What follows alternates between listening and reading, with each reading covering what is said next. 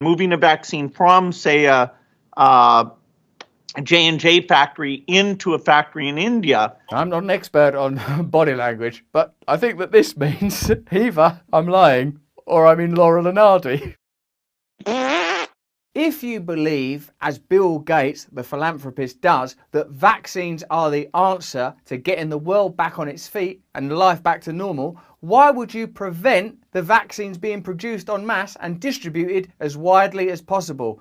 What are the aims of Big Pharma and Bill Gates in this global vaccine issue? Poor nations are stepping up their fight for equal access to COVID-19 vaccines.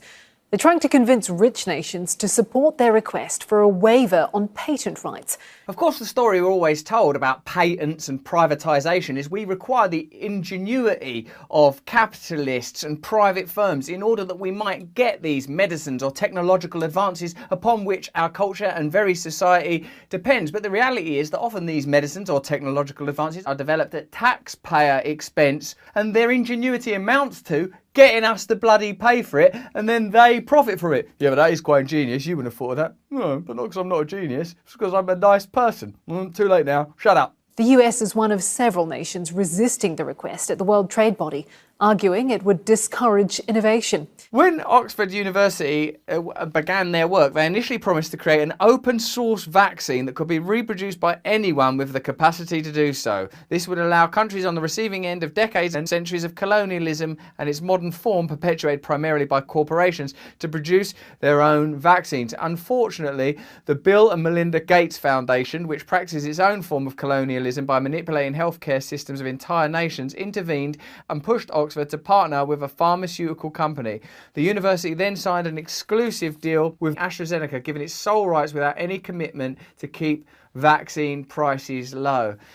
This is the thing I feel that I object to, that we are told that these innate and inherent principles of competition and ingenuity must be respected in order for excellence to flourish and thrive. But in fact, the reality is the principles of socialism are practiced at the point of development and then rejected at the point of profit. There's been some speculation that the changing intellectual property rules and allowing these vaccines, as you say, the recipe for these vaccines to be shared would be helpful. Do you think that would be helpful? No. I like Bill Gates. No. Well, because I've done all this work. It's my money. It's mine. I'm in charge of it. I'm in charge of the World Health Organization. I've done all this work. Fuck you. It's sort of amazing, isn't it? Because there's a sort of push to make vaccines mandatory in order that we can get back to a kind of normal that was bloody awful anyway, ignoring many of the glaring lessons that have been shown to us by this unique situation. And if that was the true agenda, let's get back to normal, this vaccine is a good thing, let's make it accessible to as many people as possible, then you'd go, yeah, sure, reproduce it, manufacture it, it's not about money. Like, why is it not a good thing then? Why is it not a good thing? Why not? Well, there's only so many vaccine factories in the world. And I own all of them. And I'm saying no. So there it is. And people are very serious about the safety of vaccines. You know, when like Joe Rogan sort of says like, oh, I think if you're 21 years old, you shouldn't have to have a vaccine. What's the point? You get better from coronavirus. Everyone's like, hey, you're not a doctor. You're not a doctor. You're not a bloody doctor. Guess who else ain't a doctor?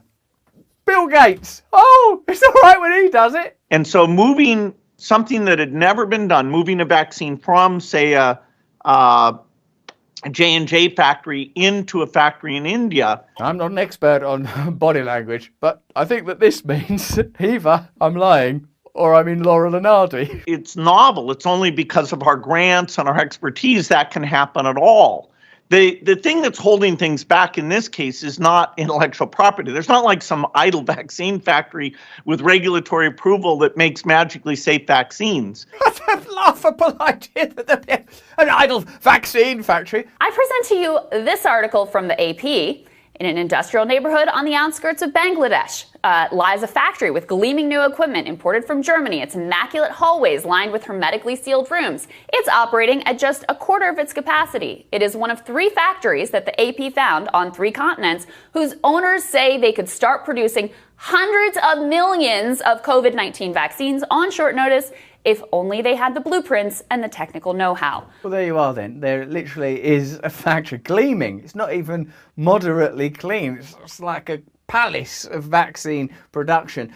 Whatever you think about vaccines with regard to this particular issue, you surely would have to agree that if you did think that vaccines were the solution, you would want as many people as possible to have access to the vaccines. Unless, of course, what you were primarily concerned about was power, profit and control. And from what I've understood as just a casual hobbyist observer of globalism and capitalism, those three things, power, control, profit, etc., these seem to be pretty important, and one might even argue even more important than that other great priority of these billionaires, good old-fashioned philanthropy and kindness. I present also to you John Fulton, president of BioLease in Canada, who says he could be making millions of doses today if the know-how had been shared. We've been passed over. We've got this production capacity and it's not being put to use. If we had started this last year, we could have shipped millions of doses by now. This is supposed to be like a wartime effort, everyone in it together, but that does not seem to be the case. They use that argument all the time, don't they? That this is a unique situation, we have to behave differently, we have to sacrifice freedoms, we have to allow new legislation to pass, we mustn't speak about it negatively or even objectively or even curiously. It has to just be, look, let's step back here, this is a difficult, challenging time. But here we see clearly, plainly, the incentives and imperatives for the pursuit of profit. Business as usual, the exploitation, it would seem, of a unique opportunity in crisis to increase profits. And the only way, I believe, to demonstrate that that wasn't the agenda would be to allow the production of these vaccines without any concession to profit or personal gain, i.e. do hand over the blueprints. Now, of course, there'll be a counter-argument, oh no, we would do that if we could. The elaborate dances, the mask that must be performed in order to conceal the truth. We only care about profit and power. You know, when all roads seem to point in that direction, you have to start to assume that that is the intention, that that is the objective, that that is the agenda, concealed or otherwise. And finally, I present to you the words of Manuel Martin, a policy advisor to Doctors Without Borders. The Gates organization dampened early enthusiasm by saying that IP is not an access barrier in vaccines. That's just demonstratively false. Let's see how the companies that are producing these vaccines have fared since this pandemic. Pfizer, Moderna and Johnson & Johnson have promised investors they'll soon hike COVID-19 vaccine prices, indicating they plan to return to more commercial pricing as early as later in the year. The vaccines are already poised to be some of the most lucrative drugs of all time. The companies are expecting to bring in billions in profit this year alone. Pfizer executives announced that the company's coronavirus vaccine was projected to bring in $15 billion this year from sales, making it one of the highest grossing pharmaceutical products of all time. That's got to be a factor, hasn't it? Like, you can't sort of go, yeah, but that's just a sort of inadvertent side effect of all our humanitarian. Oh, look, I've been so bloody philanthropic, I'm a billionaire, look!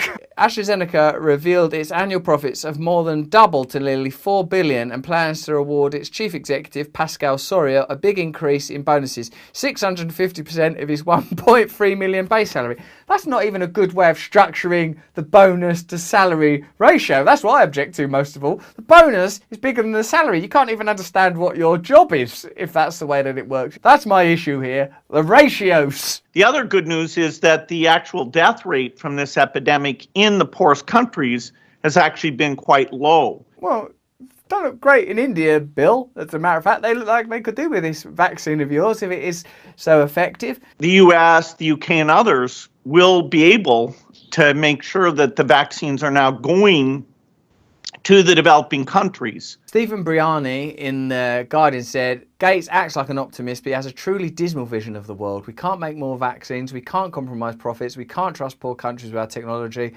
and they'll get their scraps after we eat. Gates may have good intentions and has undoubtedly achieved some positive things, but should we be outsourcing public health policy to an unaccountable capitalist who no one voted for? The answer is obviously yes. And if you disagree with that, you're obviously a communist or conspiracy theorist.